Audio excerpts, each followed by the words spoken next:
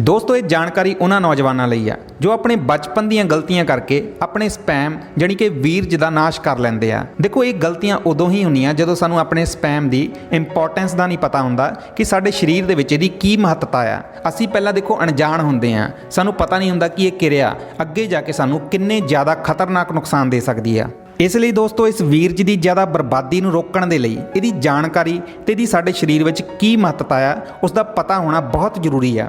ਨਹੀਂ ਤਾਂ ਸਾਡੀ ਜ਼ਿੰਦਗੀ ਸਾਡੇ ਤੇ ਹੀ ਇੱਕ ਬੋਝ ਬਣ ਜਾਏਗੀ ਤੇ ਅੱਗੇ ਜਾ ਕੇ ਬੰਦਾ ਕੁਝ ਨਹੀਂ ਕਰ ਸਕੇਗਾ, ਕਿਉਂਕਿ ਇਹਦੇ ਨਾਲ ਮਾਨਸਿਕ ਸ਼ਕਤੀ ਕਮਜ਼ੋਰ ਪੈ ਜਾਂਦੀ ਆ ਤੇ ਜੇ ਅਸੀਂ ਮਾਨਸਿਕ ਤੌਰ ਤੇ ਬਿਮਾਰ ਹੋ ਗਏ ਤਾਂ ਕਿਸੇ ਕੰਮ ਦੇ ਨਹੀਂ ਰਹਿ ਸਕਦੇ। ਦੇਖੋ ਇਸ ਦੀ ਸ਼ੁਰੂਆਤ ਟੈਲੀਵਿਜ਼ਨ ਤੋਂ ਹੋਈ ਸੀ, ਕਿਉਂਕਿ ਘੱਟ ਉਮਰ ਦੇ ਵਿੱਚ ਟੈਲੀਵਿਜ਼ਨ ਤੇ ਦਿਖਾਏ ਜਾਣ ਵਾਲੇ ਅਸ਼ਲੀਲ ਦਰਸ਼ਕਾਂ ਨੂੰ ਦੇਖ ਕੇ ਨੌਜਵਾਨ ਤੇ ਬੱਚਿਆਂ ਦਾ ਧਿਆਨ ਕਾਮ ਵਾਸਨਾ ਵੱਲ ਜਾਂਦਾ ਆ, ਜਿਹਦੇ ਨਾਲ ਬੱਚੇ ਤੇ ਨੌਜਵਾਨ ਬਹੁਤ ਜਲਦੀ ਕਾਮ ਕ੍ਰੀੜਾ ਵਿੱਚ ਲੱਗ ਜਾਂਦੇ ਆ। ਦੇਖੋ ਅੱਜ ਦੇ ਜ਼ਮਾਨੇ ਵਿੱਚ ਇੰਟਰਨੈਟ ਦਾ ਜ਼ਮਾਨਾ ਹੈ ਤੇ ਹਰੇਕ ਬੰਦਾ ਕੰਪਿਊਟਰ ਜਾਂ ਲੈਪਟਾਪ ਜਾਂ ਆਪਣੇ ਮੋਬਾਈਲ ਦੇ ਵਿੱਚ ਜੋ ਵੀ ਗਲਤ ਅਸ਼ਲੀਲ ਦੇਖਦਾ ਆ, ਦੇਖੋ ਉਹੀ ਉਸਦੇ ਦਿਮਾਗ ਦੇ ਵਿੱਚ ਚੀਜ਼ਾਂ ਛਪ ਜਾਂਦੀਆਂ ਆ, ਕਿਉਂਕਿ ਕਹਿੰਦੇ ਆ ਕਿ ਜੋ ਅਸੀਂ ਦੇਖਦੇ ਆ ਉਹੀ ਅਸੀਂ ਕਰਨਾ ਸ਼ੁਰੂ ਕਰ ਦਿੰਦੇ ਆ, ਕਿਉਂਕਿ ਸਾਡਾ ਆਪਣੇ ਮਨ ਤੇ ਕੰਟਰੋਲ ਨਹੀਂ ਹੁੰਦਾ। ਇਸੇ ਕਾਰਨ ਅੱਜ ਦੇ ਕਲਯੁਗ ਜ਼ਮਾਨੇ ਵਿੱਚ ਸਾਨੂੰ ਸ਼ਰਮਸ਼ਾਰ ਕਰਨ ਵਾਲੇ ਰੇਪ ਦੀਆਂ ਖਬਰਾਂ ਅਸੀਂ ਹਰ ਰੋਜ਼ ਸੁਣਦੇ ਹਾਂ। ਅੱਜ ਕੱਲ੍ਹ ਟੀਵੀ, ਮੋਬਾਈਲ ਜਾਂ ਕੰਪਿਊਟਰ ਤੇ ਸਾਨੂੰ ਇਸ ਤਰ੍ਹਾਂ ਦੇ ਜੋ ਗਲਤ ਅਸ਼ਲੀਲ ਵੀਡੀਓ ਦਿਖਾਏ ਜਾਂਦੇ ਆ। ਦੇਖੋ ਵਿਦੇਸ਼ੀ ਕੰਪਨੀਆਂ ਇਹੀ ਚਾਹੁੰਦੀਆਂ ਆ ਕਿ ਅਸੀਂ ਇਹਨੂੰ ਦੇਖ ਕੇ ਹਮੇਸ਼ਾ ਹੀ ਆਪਣੇ ਆਪ ਦੀ ਪਰੇਸ਼ਾਨੀ ਵਿੱਚ ਰਹੀਏ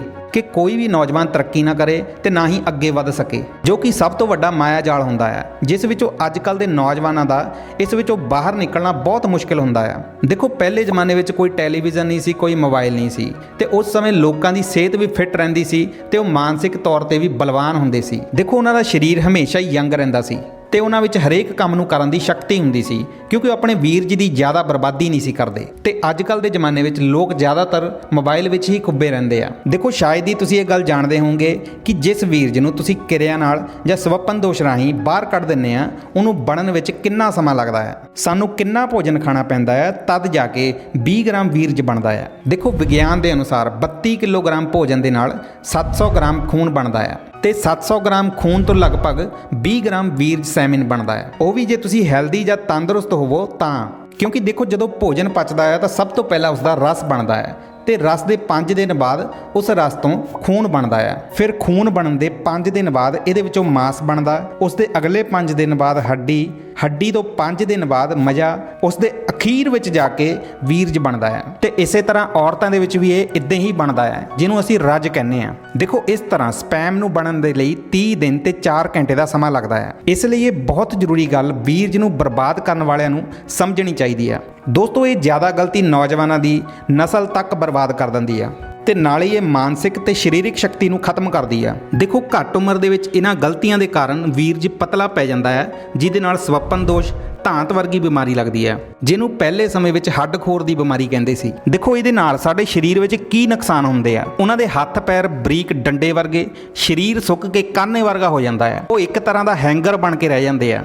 ਹਰ ਵਕਤ ਉਹਨਾਂ ਨੂੰ ਸਰੀਰ ਵਿੱਚ ਕਮਜ਼ੋਰੀ ਲੱਗਦੀ ਆ, ਮੂੰਹ ਦੀਆਂ ਗੱਲਾਂ ਪਿਚਕ ਜਾਂਦੀਆਂ ਆ, ਉਹਨਾਂ ਦੇ ਸੁਭਾਅ ਵਿੱਚ ਹਮੇਸ਼ਾ ਹੀ ਚਿੜਚਿੜਾਪਨ ਰਹਿੰਦਾ ਆ, ਜਿਹਦੇ ਨਾਲ ਗੁੱਸਾ ਜ਼ਿਆਦਾ ਆਉਣ ਲੱਗ ਜਾਂਦਾ ਆ ਤੇ ਨਾਲ ਹੀ ਮਾਨਸਿਕ ਦਬਾਅ ਇੰਨਾ ਵੱਧ ਜਾਂਦਾ ਆ ਕਿ ਉਹ ਮਾਨਸਿਕ ਰੋਗੀ ਬਣ ਜਾਂਦਾ ਆ ਤੇ ਹਰ ਵਕਤ ਉਹ ਆਪਣੀ ਹੀ ਪਰੇਸ਼ਾਨੀ ਵਿੱਚ ਰਹਿੰਦਾ ਆ। ਫਿਰ ਉਹ ਇਕੱਲਾ ਰਹਿਣਾ ਹੀ ਪਸੰਦ ਕਰਦਾ ਆ, ਕਿਉਂਕਿ ਉਹ ਆਪਣੇ ਆਪ ਦੇ ਵਿੱਚ ਹੀ ਉਲਝਿਆ ਰਹਿੰਦਾ ਆ ਤੇ ਨਾਲ ਉਹਦੇ ਹੌਸਲੇ ਵੀ ਖਤਮ ਹੋ ਜਾਂਦੇ ਆ ਤੇ ਉਹ ਬੰਦਾ 4 ਬੰਦਿਆਂ ਵਿੱਚ ਜਾ ਕੇ ਖੜਨ ਤੋਂ ਵੀ ਡਰਦਾ ਆ, ਕਿਉਂਕਿ ਉਹ ਕਿਸੇ ਨਾਲ ਵੀ ਖੁੱਲ੍ਹ ਕੇ ਗੱਲ ਹੀ ਨਹੀਂ ਕਰਦਾ। ਇਹਦੇ ਕਾਰਨ ਉਹ ਬੰਦਾ ਹਮੇਸ਼ਾ ਹੀ ਬਿਮਾਰ ਰਹਿੰਦਾ ਆ ਤੇ ਨਾਲੇ ਉਹਨਾਂ ਦੀ ਦਿਮਾਗੀ ਸ਼ਕਤੀ ਵੀ ਕਮਜ਼ੋਰ ਪੈ ਜਾਂਦੀ ਆ। ਇਹਦੇ ਨਾਲ ਸਰੀਰ ਵਿੱਚ ਹੋਰ ਵੀ ਕਈ ਖਤਰਨਾਕ ਨੁਕਸਾਨ ਹੁੰਦੇ ਆ। ਦੇਖੋ ਇਹਦੇ ਕਾਰਨ ਵਾਲ ਵੀ ਉਮਰ ਤੋਂ ਪਹਿਲਾਂ ਚਿੱਟੇ ਤੇ ਝੜਨੇ ਸ਼ੁਰੂ ਹੋ ਜਾਂਦੇ ਆ ਤੇ ਨਾਲ ਅੱਖਾਂ ਦੀ ਰੌਸ਼ਨੀ ਵੀ ਕਮਜ਼ੋਰ ਪੈ ਜਾਂਦੀ ਆ। ਦੋਸਤੋ ਇਹਦੇ ਕਾਰਨ ਪਾਚਨ ਕਿਰਿਆ ਵੀ ਕਮਜ਼ੋਰ ਪੈਣਾ ਸ਼ੁਰੂ ਹੋ ਜਾਂਦੀ ਹੈ, ਜਿਹਦੇ ਨਾਲ ਖਾਣਾ ਚੰਗੀ ਤਰ੍ਹਾਂ ਨਹੀਂ ਪਚਦਾ ਤੇ ਉਹ ਜੋ ਵੀ ਖਾਂਦੇ ਆ ਉਹ ਸਰੀਰ ਵਿੱਚ ਲੱਗਦਾ ਹੀ ਨਹੀਂ ਤੇ ਹਮੇਸ਼ਾ ਹੀ ਉਹ ਥੋੜਾ ਜਿਹਾ ਕੰਮ ਕਰਕੇ ਜਲਦੀ ਥੱਕ ਜਾਂਦੇ ਆ। ਦੇਖੋ ਹਰੇਕ ਟਾਈਮ ਉਹਨਾਂ ਦੇ ਕਦੀ ਲੱਕ 'ਚ ਦਰਦ, ਕਦੀ ਧੌਣ ਵਿੱਚ, ਕਦੀ ਸਿਰ ਦਰਦ ਜਾਂ ਕੋਈ ਨਾ ਕੋਈ ਸਰੀਰ ਵਿੱਚ ਦਰਦ ਚੱਲਿਆ ਹੀ ਰਹਿੰਦਾ ਹੈ ਤੇ ਸਰੀਰ ਵਿੱਚ ਹਮੇਸ਼ਾ ਹੀ ਥਕਾਵਟ ਬਣੀ ਰਹਿੰਦੀ ਆ।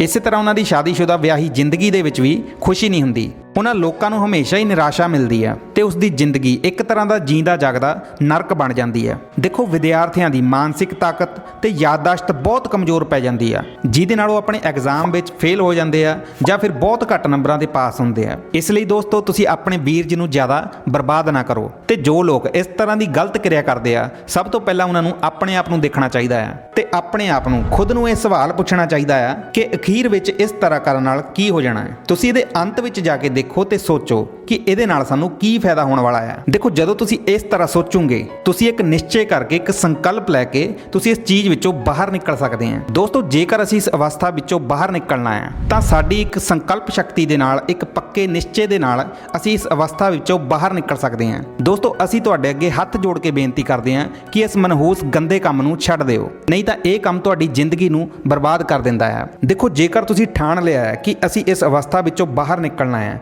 ਤਾਂ ਤੁਸੀਂ ਕਦੀ ਵੀ ਗਲਤ ਸੰਗਤ ਵਿੱਚ ਨਾ ਜਾਓ, ਕਿਉਂਕਿ ਕਹਿੰਦੇ ਆ ਕਿ ਦੇਖੋ ਜੈਸੀ ਸੰਗਤ ਵੈਸੀ ਰੰਗਤ। ਜਿੱਦਾਂ ਦੀ ਅਸੀਂ ਸੰਗਤ ਕਰਦੇ ਹਾਂ ਅਸੀਂ ਉਦਾਂ ਦੇ ਹੀ ਬਣ ਜਾਂਦੇ ਹਾਂ। ਇਸ ਗਲਤ ਅਵਸਥਾ ਦਾ ਕਾਰਨ ਕਿਤੇ ਨਾ ਕਿਤੇ ਸਾਡੀ ਮਾੜੀ ਸੰਗਤ ਹੁੰਦੀ ਹੈ, ਕਿਉਂਕਿ ਜਦੋਂ ਕੋਈ ਵੀ ਮਾੜੀ ਸੰਗਤ ਵਿੱਚ ਜਾਂ ਗਲਤ ਸੰਗਤ ਵਿੱਚ ਪੈ ਜਾਂਦਾ ਹੈ ਤਾਂ ਉਸਦੀ ਸੋਚ ਵੀ ਗੰਦੀ ਹੋਣ ਲੱਗ ਜਾਂਦੀ ਆ, ਦਿਮਾਗ ਵਿੱਚ ਕਚਰਾ ਭਰਨਾ ਸ਼ੁਰੂ ਹੋ ਜਾਂਦਾ ਹੈ ਤੇ ਦਿਮਾਗ ਵਿੱਚ ਗੰਦੇ ਵਿਚਾਰ ਆਉਣੇ ਵੀ ਸ਼ੁਰੂ ਹੋ ਜਾਂਦੇ ਆ। ਇਸ ਤੋਂ ਇਲਾਵਾ ਕਿਸੇ ਤਰ੍ਹਾਂ ਦੇ ਵੀ ਗਲਤ ਅਸ਼ਲੀਲ ਵੀਡੀਓ ਨਾ ਦੇਖੋ, ਕਿਉਂਕਿ ਇਸ ਤਰ੍ਹਾਂ ਦੇ ਵੀਡੀਓ ਦੇਖਣ ਦੇ ਨਾਲ ਇਹ ਚੀਜ਼ਾਂ ਸਾਡੇ ਸਰੀਰ ਤੇ ਹਾਵੀ ਹੁੰਦੀ ਆ, ਜਿਹਦੇ ਨਾਲ ਅਸੀਂ ਗਲਤ ਕਿਰਿਆ ਦਾ ਸ਼ਿਕਾਰ ਹੁੰਦੇ ਹਾਂ ਤੇ ਆਪਣਾ ਨੁਕਸਾਨ ਖੁਦ ਹੀ ਕਰ ਲੈਂਦੇ ਹਾਂ। ਇਸ ਤੋਂ ਇਲਾਵਾ ਦੋਸਤੋ ਇਹ ਗਲਤ ਵਿਚਾਰ ਦਿਮਾਗ ਵਿੱਚ ਉਦੋਂ ਹੀ ਆਉਂਦੇ ਆ ਜਦੋਂ ਕੋਈ ਵੀ ਬੱਚਾ ਜਾਂ ਨੌਜਵਾਨ ਇਕੱਲਾ ਹੁੰਦਾ ਆ। ਕਹਿੰਦੇ ਆ ਕਿ ਵਿਹਲਾ ਮਨ ਸ਼ੈਤਾਨ ਦਾ ਘਰ ਹੁੰਦਾ ਹੈ। ਇਸ ਲਈ ਦੋਸਤੋ ਹਮੇਸ਼ਾ ਕੋਈ ਨਾ ਕੋਈ ਕੰਮ ਕਰਦੇ ਰਹੋ ਤੇ ਵਿਹਲੇ ਨਾ ਰਹੋ। ਚੰਗੇ ਦੋਸਤ ਬਣਾਓ ਤੇ ਆਪਣੇ ਚੰਗੇ ਵਿਚਾਰ ਵੀ ਸਾਰਿਆਂ ਨਾਲ ਸਾਂਝੇ ਕਰੋ। ਦੇਖੋ ਜਦੋਂ ਅਸੀਂ ਵਿਹਲੇ ਹੁੰਦੇ ਆ ਤਾਂ ਸਾਡਾ ਮਨ ਅਵਾਰਾ ਹੁੰਦਾ ਆ। ਇਸ ਅਵਸਥਾ ਵਿੱਚ ਸਾਡਾ ਧਿਆਨ ਇੱਧਰ ਉੱਧਰ ਭਟਕਦਾ ਰਹਿੰਦਾ ਹੈ। ਇਸ ਲਈ ਦੋਸਤੋ ਜ਼ਿਆਦਾਤਰ ਤੁਸੀਂ ਬਿਜੀ ਹੀ ਰਹੋ, ਕਿਸੇ ਨਾ ਕਿਸੇ ਕੰਮ ਨੂੰ ਜ਼ਰੂਰ ਕਰਦੇ ਰਹੋ। ਇਸ ਤੋਂ ਇਲਾਵਾ ਦੋਸਤੋ ਤੁਸੀਂ ਰੋਜ਼ਾਨਾ 1 ਘੰਟਾ ਮੈਡੀਟੇਸ਼ਨ ਕਰੋ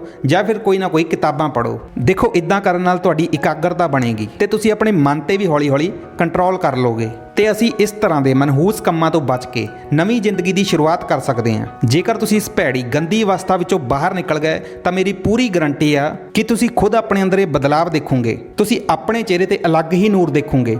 ਤੁਹਾਡੀ ਗ੍ਰੇਸ ਇੰਨੀ ਵਧ ਜਾਏਗੀ ਕਿ ਤੁਹਾਡੀ ਇੱਕ ਅਲੱਗ ਹੀ ਚਮਕ ਹੋਊਗੀ। ਤੁਹਾਨੂੰ ਆਪਣੇ ਅੰਦਰ ਇੱਕ ਅਲੱਗ ਹੀ ਸ਼ਕਤੀ ਮਹਿਸੂਸ ਹੋਏਗੀ ਤੇ ਤੁਸੀਂ ਹਮੇਸ਼ਾ ਹੀ ਦੂਸਰਿਆਂ ਨਾਲੋਂ ਕਿਤੇ ਜ਼ਿਆਦਾ ਖੁਸ਼ਹਾਲ ਜ਼ਿੰਦਗੀ ਜੀਓਗੇ। ਤਾਂ ਉਮੀਦ ਹੈ ਦੋਸਤੋ ਕਿ ਇਹ ਜਾਣਕਾਰੀ ਤੁਹਾਨੂੰ ਵਧੀਆ ਲੱਗੀ ਹੋਏਗੀ। ਤੁਸੀਂ ਹਮੇਸ਼ਾ ਫਿੱਟ ਰਹੋ, ਤੰਦਰੁਸਤ ਰਹੋ, ਇਹੀ ਅਸੀਂ ਚਾਹੁੰਦੇ ਹਾਂ।